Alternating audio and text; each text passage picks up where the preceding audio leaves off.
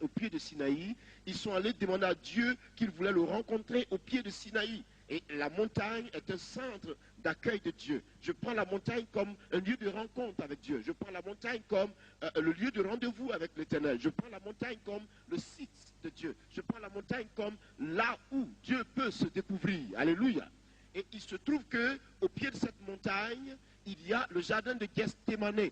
Donc prophétiquement, si je dois analyser la situation, Gethsémane est alors un centre de rencontre avec Dieu, puisque la montagne est dressée là, et alors on va au pied de cette montagne pour supplier Dieu. Vous comprenez donc la position de Jésus de choisir Gethsémane comme son centre de rencontre avec Dieu, comme le terrain du combat spirituel, Gethsémane comme lieu de rencontre, Gethsémane comme lieu où la détresse a été épurée, où il a rencontré les ténèbres face à l'humanité, le Gethsémane comme un centre où Jésus-Christ est allé faire face à Satan, où le combat a commencé contre sa propre chair, contre sa vie, contre les œuvres de l'ennemi, et alors amorcer le chemin du salut de l'humanité. Gethsémane constitue un centre de combat.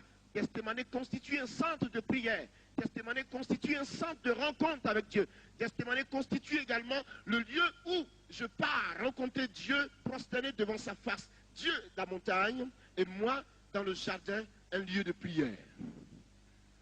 Alléluia. Gethsémane, sous un autre plan, constitue un lieu de souvenir. Le souvenir éprouvant du Fils unique du Dieu vivant, celui qui nous a donné le salut, le lieu d'arrestation, le lieu d'épreuve. Ce n'est pas facile.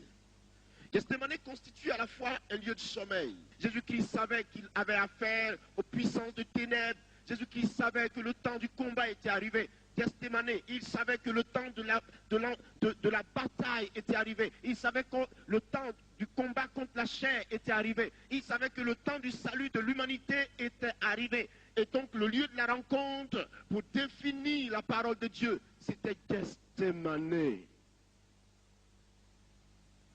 Gethsémane. Gethsémane a bien plus de sens que d'aucuns puissent croire, frère. La montagne des Oliviers est fixée là. Et vous savez que cette montagne est stratégiquement positionnée. Il est allé de cette montagne, il est parti. Et vous savez que la montagne symbolise cette puissance de Dieu. Et au pied de cette montagne, il y a ce jardin qui constitue un centre de rencontre avec Dieu. Là où nous venons supplier Dieu, comme à l'église. Gethsémane. Église, ton nom c'est Gethsémane.